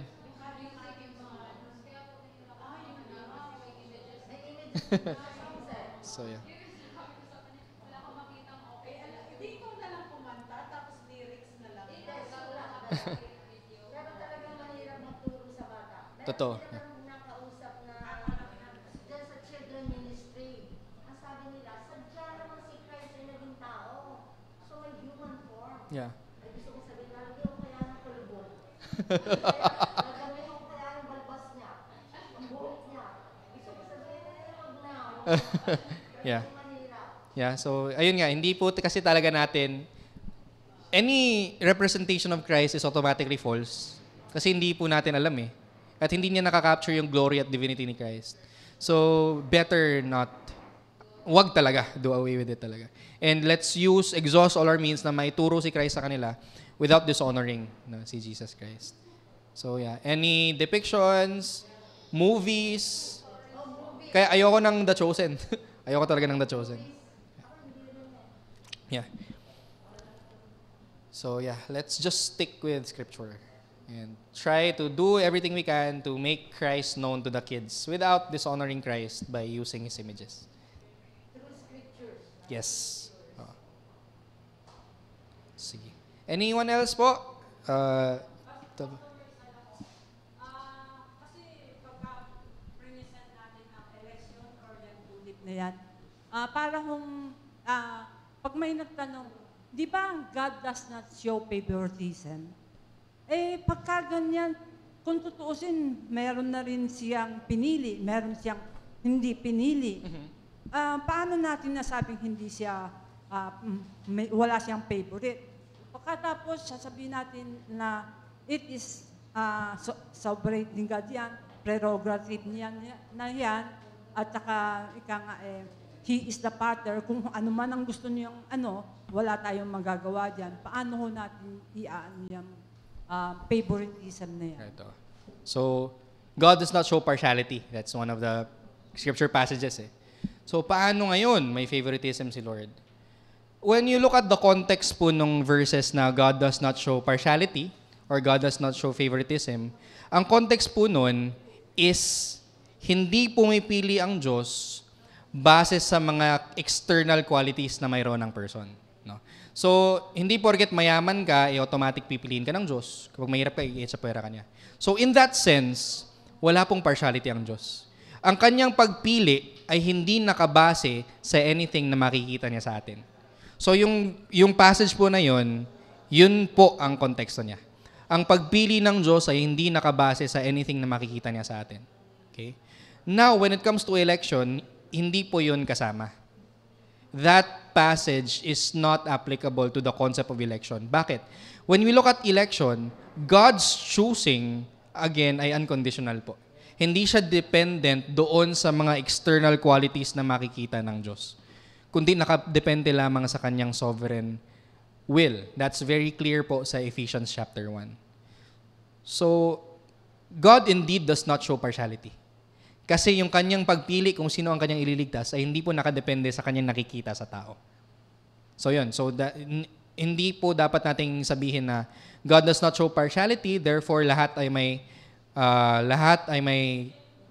may chance na ma-save. So hindi po siya applicable dun sa concept na yun.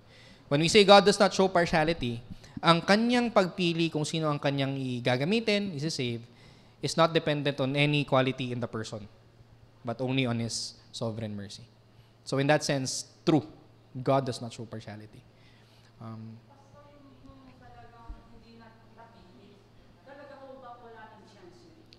Yung mga hindi pinili po, wala na po talaga. Opo. Kahit na i-present po natin ang gospel sa kanila, talagang aayaw po sila. Kasi yun po yung kagustuhan ng heart nila. And kaya po tayo maging thankful kasi yun yung deserve po natin. Pero nagkumilos po si Lord sa atin para tayo ay masave. Siguro idagdag ko na lang po, isa rin po kasi sa mga questions is, mayroong mga taong natatakot na baka hindi ako pinili. What if hindi ako pinili? Paano ko malalaman kung pinili ako? Pwedeng umattend pala ng church pero hindi elect. So natatakot ako. First of all, I don't think matatakot ka kung hindi ka sincere sa iyong faith. No? Gusto mong malaman kasi you want the Lord. Pangalawa, if we look at the Bible, how does the Bible present yung ating assurance na tayo ay pinili ng Diyos? Simple lamang po. Believe on the Lord Jesus Christ and you will be saved. Romans 10:13, for whosoever shall call upon the name of the Lord shall be saved. Wala tayong reason para i-doubt na tayo ay pinili ng Diyos kapag tayo ay mayroong personal na pananampalataya sa Panginoong Yesus. So, if you ask me, paano ko malalaman kung elect ako, Pastor? I will ask you, do you have faith in the Lord Jesus Christ as your Savior? Yes. Bakit ka matatakot na hindi ka elect? All that the Father has given me will come to me. John 6. And him who cometh to me, I will in no wise cast out. Kaya ka lumapit, kasi elect ka. May faith ka ba? Don't doubt your election. You are saved because of Jesus Christ. So, ayun lang, nasabi ko lang, in case it might cause doubt sa some of you about your salvation.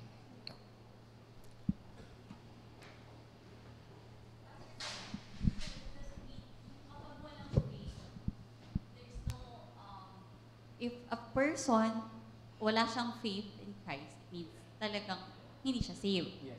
But how about for those who parang they did not get the chance to hear the gospel? For example, infant. Or yun, babies. Yun, how do we answer those questions? Na paano yung mga babies? Saan sila mapupunta? Anong kalagayan nila before God? Hindi sila nagkaroon ng opportunity to hear the gospel. So, paano yung faith? Good question, si. So, isama ko na rin siguro yung mga mentally incapacitated. Oh, yes.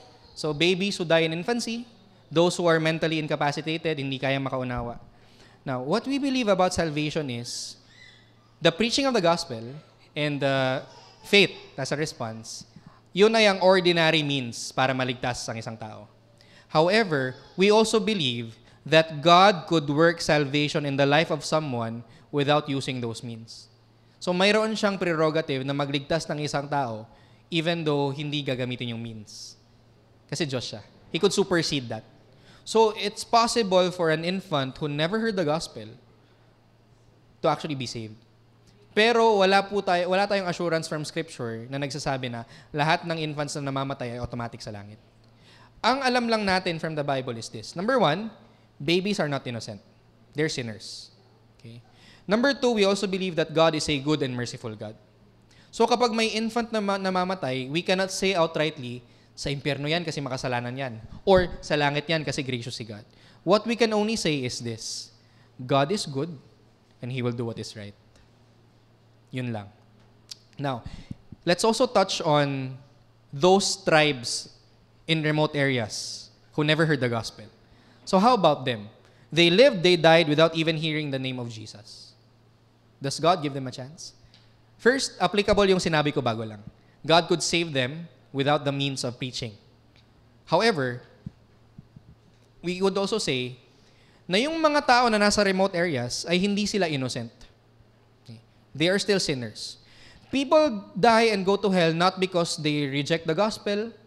People die and go to hell because they've sinned. Sin is the reason why people go to hell. So whether they hear the gospel or not, still their destination is hell because they rebel against God and they sin.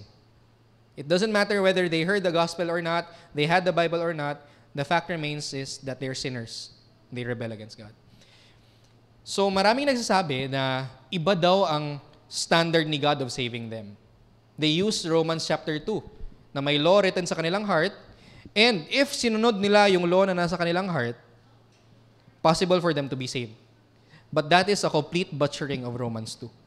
You are erecting another way of salvation na hindi sinulat sa Bible. So, for a person who is in a remote area, the only way for them to be saved is through Christ.